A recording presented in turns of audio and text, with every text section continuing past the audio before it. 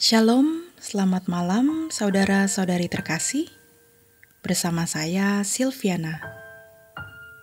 Renungan pada malam ini dari Pendeta Dr. Erastus Sabdono yang berjudul 24/7. Menjadi masalah besar bagi kita semua kalau kita meninggal dunia nanti. Ternyata kita belum memiliki Tuhan. Jadi, jangan merasa sudah menjadi Kristen berarti sudah memiliki Tuhan. Sudah ke gereja berarti sudah memiliki Tuhan. Belum tentu. Orang yang memiliki Tuhan pasti memiliki sifat-sifatnya. Jadi, kalau kita belum memiliki sifat-sifat Tuhan yang penuh belas kasihan terhadap sesama, yang menjauhi segala bentuk perbuatan yang melanggar kekudusan Allah, berarti kita belum memiliki Tuhan. Maka seharusnya ini yang menjadi target, proyeksi tujuan hidup kita. Dan kita harus serius memperjuangkannya. Sebab kalau kita tidak memiliki perjumpaan dengan Tuhan, tidak mungkin kita memiliki hati yang takut akan Tuhan. Dengan demikian, kita pun tidak benar-benar bisa hidup dengan benar. Kita harus menyadari bahwa memiliki Tuhan itu menuntut kesungguhan kita. Dari pihak Tuhan, Tuhan menyediakan firman, memberikan Roh Kudus yang menuntun kita kepada seluruh kebenaran dan segala kejadian yang membentuk kita. Tetapi dari pihak kita, dibutuhkan respons. Kalau kita tidak mengalami sebuah kontak dengan Tuhan, maka kita pasti tidak punya frekuensi yang nyambung dengan Tuhan. Di sini letak masalahnya. Banyak orang percaya yang kurang serius atau tidak serius dengan Tuhan. 24 jam setiap hari, 7 hari dalam seminggu, kita seharusnya menyediakan waktu dengan sungguh-sungguh, sehingga kita dapat menghayati Allah yang hidup. Kita bisa melihat orang-orang yang menghayati Allahnya. Jangan coba-coba menyinggung, mencederai nama Allah atau kitabnya. Nyawa mereka pertaruhkan. Begitu hormatnya mereka akan Allahnya, begitu menjunjung tinggi. Tentu bukan berarti kalau nama Yesus dicela, lalu kita marah. Tidak perlu begitu. Tuhan kita bisa dan sanggup membela dirinya sendiri. Sebaiknya kita diam saja, tidak perlu marah. Karena kita mau menjadi orang-orang yang beradab di tengah-tengah polarisasi kemajemukan manusia.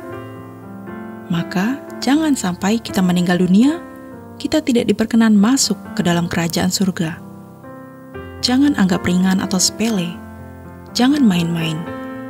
Kita pasti suatu hari akan menghadap tahta pengadilan Tuhan, di mana keadaan kita akan dibuka. Tidak ada yang dapat kita tutup-tutupi. Karenanya, kita mutlak setiap hari menghadap Tuhan. Bayangkan kita sudah ada di hadapan Tuhan, kira-kira bagaimana perasaan kita? Kalau kita belum sungguh-sungguh memiliki Tuhan, pasti kita akan gemetar, tidak tahan berdiri di hadapan Allah. Memiliki Tuhan membutuhkan kesungguhan kita, tidak bisa singkat. Jadi, mestinya dalam hidup ini, kita hanya memiliki satu ruangan Tuhan. Pada umumnya, orang mempunyai banyak ruangan.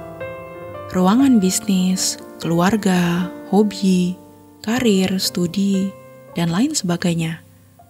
Sementara ruangan Tuhan ada di pojok, yang hanya dimasuki ketika kita ke gereja. Padahal firman Tuhan mengatakan, baik kamu makan atau minum, atau melakukan segala sesuatu, lakukan semuanya itu untuk kemuliaan Allah. 1 Korintus 10 ayat 31. Jadi ruangan itu hanya ruangan Tuhan. Tidak ada yang kita kerjakan tanpa ada kaitan dengan Allah.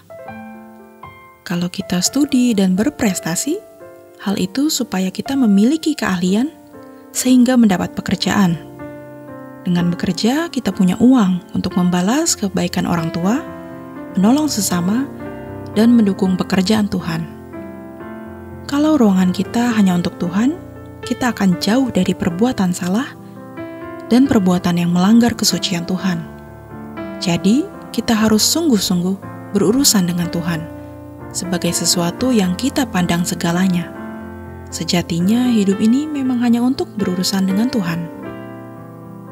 Waktu hidup kita yang hanya 70-80 tahun ini hanyalah persiapan untuk kekekalan. Sedangkan hidup kita yang sesungguhnya yaitu nanti di belakang langit baru. Dan inilah yang harus kita usahakan. Seperti yang dikatakan dalam 2 Korintus 11, bahwa setiap individu harus menjadi perawan suci bagi Tuhan Yesus. Sehingga Paulus juga mengatakan, "Aku cemburu kepada kamu dengan cemburu ilahi."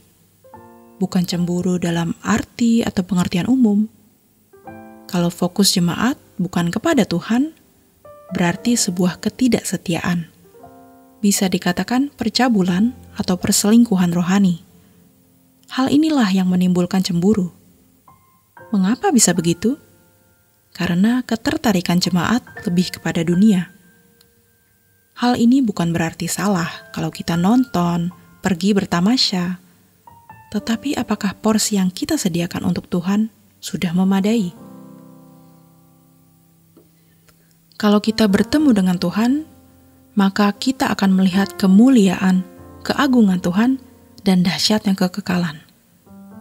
Jangan sampai di saat itu kita baru menghayati betapa berharganya setiap menit yang kita miliki selama di dunia. Sudah terlambat. Maka betapa beruntungnya kalau kita menggunakan setiap detik, menit, jam, hari, minggu, bulan, tahun-tahun hidup kita untuk berinteraksi dengan Allah. Jadi pada waktu kita menghadap Tuhan, Tuhan tahu kita menghargai dan menghormati Dia. Dan itu ditandai dengan sifat karakter Tuhan ada dalam diri kita. Jangankan nanti setelah mati, ketika tergeletak di ranjang rumah sakit antara hidup dan mati, atau dalam keadaan yang sangat terjepit, kita seharusnya sudah menyadari betapa berharganya waktu itu. Kalau kita sekarang belum menyadari, mari kita berubah. Demikian renungan pada malam hari ini. Selamat beristirahat, Tuhan Yesus memberkati.